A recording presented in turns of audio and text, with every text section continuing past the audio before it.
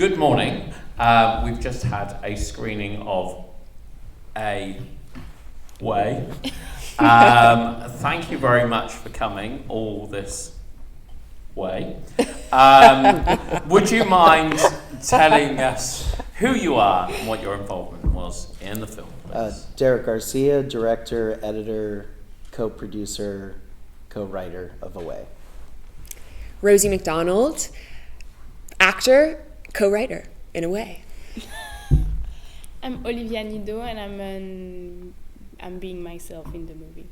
Yay! Yeah. Well done. Thank you ever so much for coming. Thank you very much for the film. Tell us a little bit where the concept for the film came from, please. Well, I started in documentary film. I'm from New York, and I did a program early on in my career for documentary, and that's how I kind of started. Now coming back full circle from doing narrative in college and wanting to always kind of combine those forces.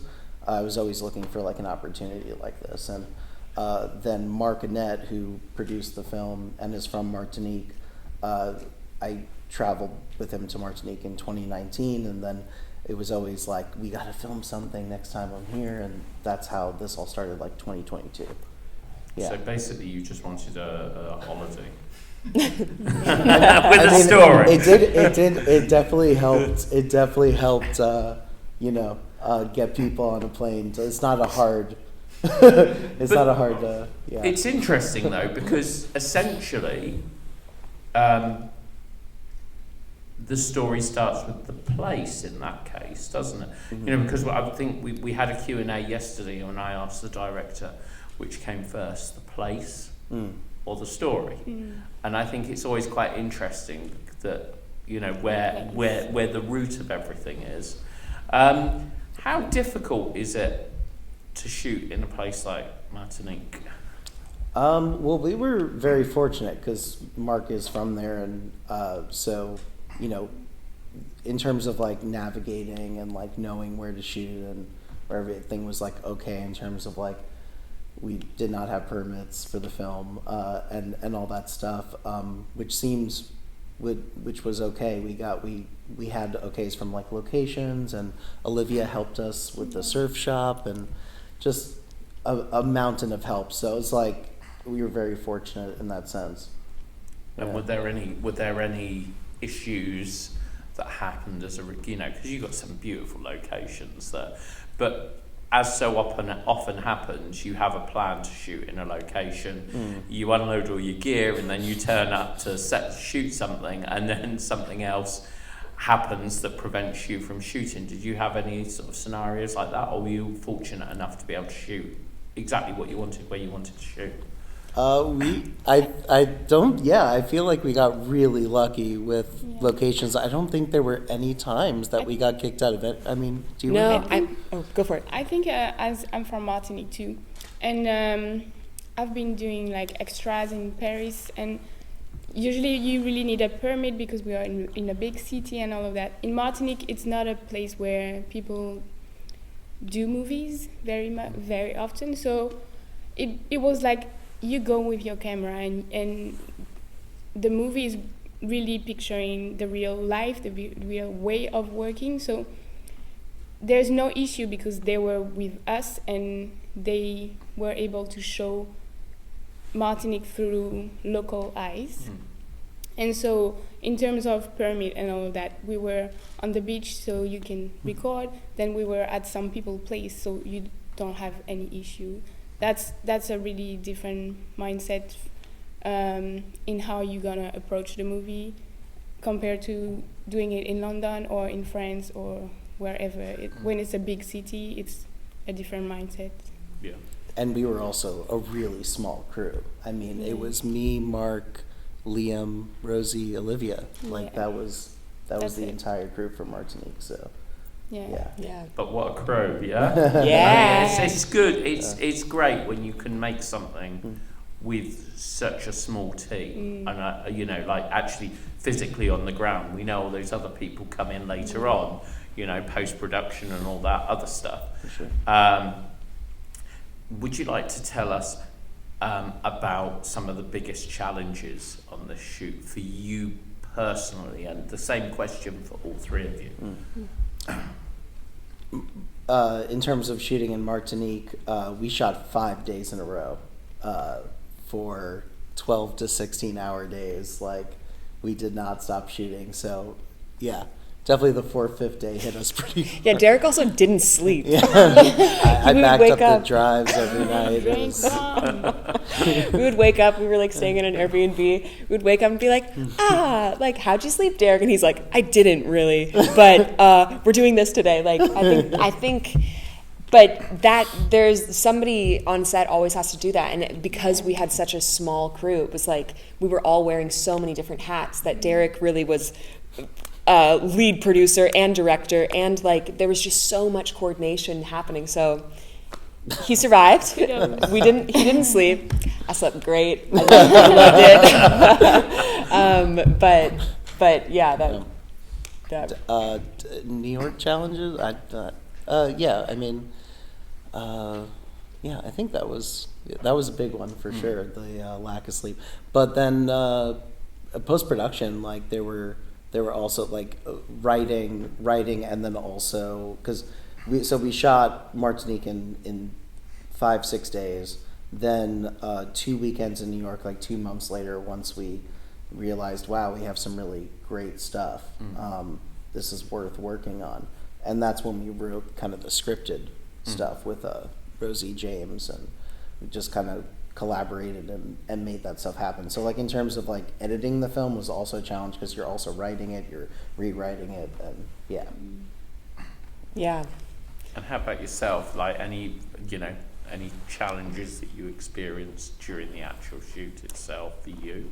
Yeah, I think like so much of this shoot and this film was so improvised and so like in having these conversations with all of these people that I just met. I think that was a challenge that I had to sort of just quickly realize how to like be a character, but then also have a genuine conversation with people in a way where like we can be honest with each other, because it would be a totally different film if it was like stiff and we were like, yes, and I'm playing this character and you're playing this character. And I think that it's what makes the film work, is that they were so open and wonderful and like amazing on camera, just being able to share themselves so beautifully. And all of the people that we shot with in Martinique are like non-traditional actors. I mean, Olivier is an amazing dancer and performer, but I mean, come on, they're so great. They're so great. Yeah, I think the challenge is, for me, it was like I was trying to be genuine since there were no scripts. So they said, oh, we're gonna shoot something with you, and then I came on the set. I was like, well, okay. And we were talking like, nice to meet you. And then they came and they were like, great, we have that shot. Then now we're gonna film dancing. And I'm like, you're always on. What? And we didn't plan anything. So as I was meeting Anna, I thought that was her real name. Right. Then when we were done, she was like, oh, nice to meet you, I'm Rosie. And I was like, what? Surprise. So it was Which we definitely did tell you about, but I think you forgot. Yeah, and maybe that was so natural for me. I was like just talking with her, and okay, they were trying mics and cameras, and then I was like, okay, oh, we done great, amazing. Yeah. Sorry, I love that. I love that idea of just like meeting somebody and then having to re-meet them. Yeah. So when you're working in this style, when you're making sort of like a conventional film and you've got your script and you've worked out your shots and all this sort of stuff, sometimes you miss stuff. Was there anything that you missed at any point in time and it was almost like, shit, I missed what I wanted today, I'm going to get that tomorrow, or, I've lost it forever? I mean, this movie would have been impossible without shooting in multicam. We shot on 2 cameras for all this stuff. Like, it would just be, it would be, there would have to be some sort of like rewriting while we were there, to get some of this stuff. I mean, that shot, when Ghislaine, the fashion designer, when she's crying, like that second camera, Mark was on that shot, like without kind of like Liam was getting the 2-shot and he was getting like, without that shot we would have totally missed that moment. It's just like one of those, so like we were very lucky to have 2 cameras. I think it would be a very different movie, and yes, we would probably have to like go back and like get certain things and pickups. I mean, I think there's probably stuff that, you know, like that would have been nice to have for sure in the edit. I can't think of like a I guess that scene particularly, we had to stay on like a 2-shot for a particular amount of time, but it also like fits the vibe. So I don't know. I also a big part of this movie was kind of like also kind of what she said, like the imperfect, just kind of using what you have, you know, and seeing how it all plays out. So there you go. And I think you also like set us up for success in that too, because Derek's direction throughout it was like, okay, we're doing this shot and like play with some different colors. And I'm so glad that we had that it was like, okay, there were moments where it was like, you're sort of down in this moment, and then other moments where like it's like, oh no, this is like, try it where you're sort of like elated, that like that moment at the end, drinking and stuff, like I had no concept of where it was going to fit in the film, or like, and in the edit there was so much moving around and crafting it. So yeah, getting a bunch of different, like just like a long take of a bunch of different things and then pulling from that, I think really was useful. You've mentioned in the edit a couple of times. I think every filmmaker has a moment where they're sat there with their film in front of them in pieces, and there's this point in the edit that just makes them so excited that it kind of came together, maybe not necessarily how they thought it would. Did you have a moment where you just thought to yourself, you know, amazing, I'm fucking brilliant, you know, or something like that, you know, like, was there a moment in the film where it just something that, you know, like the gods, for want of a better term, played in your favour, and you've just managed to lock 2 scenes together and it just worked in a way you didn't expect it? This is where you're just going to say, no. I mean, gosh. Well, the first thing I did was edit the dance scene. That was the first thing I edited because I was just in love with that, and I felt like it was a really good place to start. And I'm like, how bad can an edit come out of a dance scene? Like, at least it'll be like a fun. I was like, oh man, like I want to make sure that, like, you know, I do feel good about like, an edit. But I'm not sure how to answer that. I guess there's. The scene with Ghislaine again, like that when that came together, I was like, oh wow, we have like a movie here. It's really cool. It's really coming together. That was like a nice, definitely rewarding thing. Yeah. And Derek's really smart too, because he brought all of his people in on the whole process. Like this was my first time like filmmaking, and Derek would like just like send a text and be like, hey, new cut. And so I got like seeing the whole process of it. And like we had a screening before it was totally locked, where it was like really long and like a totally different film in a sense. And then like seeing the process to like where it's like, oh, it actually, you know, it kind of can be a short feature. It can be 67 minutes. Like that's what it is. And I think like, so for me, every time I see it, I notice different things, and I'm like, oh, that's really cool, or I never thought about that, or how that works, and so it's still making sense to me in my brain. I'm discovering new things, but power of the edit. Yeah. Wow. But I think even like when they talked about doing the movie, it was what I understood first. It was a documentary on Martinique, and then Mark was. I'm lost. No, to answer to your question, I think the whole movie is what we were like. I mean, wow, we made that movie with that much sense and that. Like, how did we do that? That was not the plan. And this is the beautiful movie, and here it is. Yeah, the answer is the whole movie is that scene or that editing that you talked about. The whole thing. Definitely we did start. We did start, like, me and Rosie, like, in pre-production. We did start, like, with a list of questions, themes we wanted to hit, and we brought, like, the journal because we knew that we wanted to deal with loss, and it was either going to be a mother or sister. We weren't necessarily sure, but we had a bit of a blueprint of what we were trying to achieve. Now we didn't know if, like, who we were going to meet and what they were going to say, but we did want to kind of craft that before, which was important because Yeah, the dark side of my bright brain has this vision that somewhere there's a director walking around in Martinique looking for a guide who's made a film with different actors and looking for a documentary subject, and you just ended up with the wrong people.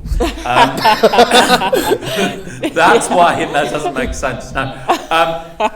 We've got an audience here. Has anyone got some questions? Right at the front, please. So how did you go about finding the real people? So Olivier and me know each other since 2018 in New York. We met at the Chelsea Film Festival. But then, you knew Olivier, right? Yeah, Olivier and Leah. And Leah. Mark also were texting them. So Mark really casted a lot of the film. Ghislaine was also met, like, through social media. Mostly, like, social media, because there was no, like, I'm not sure, there's not, like, a formal casting. No, I think we also didn't have time. We had, like, 3 weeks to prep, so. He called me when he said we are doing a movie. He was like, "You're gonna do a scene, and then we're looking for other people in Martinique. Do you know anyone?" And I said, "There's Leah, and there's my friends doing surf." So, and someone told him about the woman from London. Oh yeah, Ghislaine. Yeah. So I think it's just everyone told him this person is interesting, and then he just contacted them. Yeah, we actually had 2 other people. One person did not show up, who's a influencer out there, and then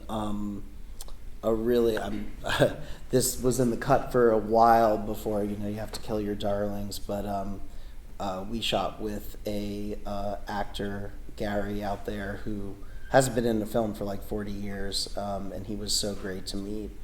Unfortunately, it just like we had so little time with him, so it didn't really unfortunately work out, but I'd love to. I'll probably release like a little clip of it just to have it out there. I think I saw another hand at the back. Yeah. Hi. First of all, congratulations on such a fine example of the work there. I mean, I'm definitely not an artist myself, but art exuded from that for me, and it's almost converted me. You sort of put it all into a bubble. It was fantastic. So the camera going out, the colours on the swings, the reflections of Rosie in the sand, and everything else. But other things I picked up on, which, whether it was just me or whether it was deliberate, which is what the question is really, I noticed and picked up on the fact that some of the transitions, which like the beautiful sunset with the rays in the clouds, and then the next scene was the rays coming through, catching the chimney stack or sort of steam that was coming out of that. And I thought that was a nice little transition. The tear rolling down the cheek, and again the dripping water into the bowl. I mean, all that was so artistic, and I picked up on that straight away. Was that deliberate by you, or was it an absolute fluke? And wow, it just worked. Thank you so much. Yes, that was definitely stuff that I was playing in the edit. I'm so glad it translates. Also just a shout out again to Mark and Ed, who did just such an incredible job with the sound design, and all what you're hearing is his work too. So, thank you. Thanks for Yeah. your kind words too. Yeah. It's like the best thing as a filmmaker to be like, you saw that? Like, Yeah. That's so cool. That's awesome. That's so cool. Just quick question for you, Derek. Talk to us about some of the directors that you like and any influence that they have on your work. So much. I would say, I mean, Terrence Malick for sure. Herzog, Michael Haneke. Yeah, I don't know. So many. But yeah, I'm trying to think like particularly for this film, but I also been like just really love Nathan Fielder too. Just like anyone who's like experimenting with, hybrid narrative documentary stuff. Harmony Korine. And I guess the one question that I should probably ask you, because you nominated for Best Score, talk to us about the music. Cool. That's awesome. So yeah, I've known Pete and Ginger for 15 years, 14 years. I met them through another musician I also did music videos for, and we just really hit it off and become very close friends. They're from Brooklyn, and I've shot a couple of their videos, and we just have like a really good collaboration. They're amazing. They do everything from like Super Bowl ads to like working like on tour with like Duran, Johnson Indications and stuff, and like I think that's what they're called. Didn't Ginger also just do everything everywhere? Oh yeah, and she also like everything everywhere all at once. Like she does like doing cool the stuff. graphics for the whole music book, the promotional book for Everything Everywhere All at Once, and gotcha. I mean, she's done so much, even more than the score. She also like did her whole like press release, and like she's incredible. Yeah, yeah, great. Ginger. And did you leave it entirely to them, or did you give them any level of guidance as to what you wanted, liked, or anything like that? Yeah, so I had like a cut where it was all temp music, so they were able to like we had a discussion of like what I just put there for now, or what I actually really wanted to like replicate or change, and like that definitely the dance sequence was probably the most back and forth we had. Everything else was pretty like one or two, like it was very like natural. It was just like one conversation, and then they like sent it the next week or two. They did it so quickly. It's insane. Yeah. The result for the dance part, to see it now as a dancer, the music is amazing on it. We were dancing on nothing. So they created a music that matched really well with the movement and the vibe, and they are so talented. So talented, yeah. That's really that's cool. awesome. I can't wait to tell them. Any other questions out there? No? Great.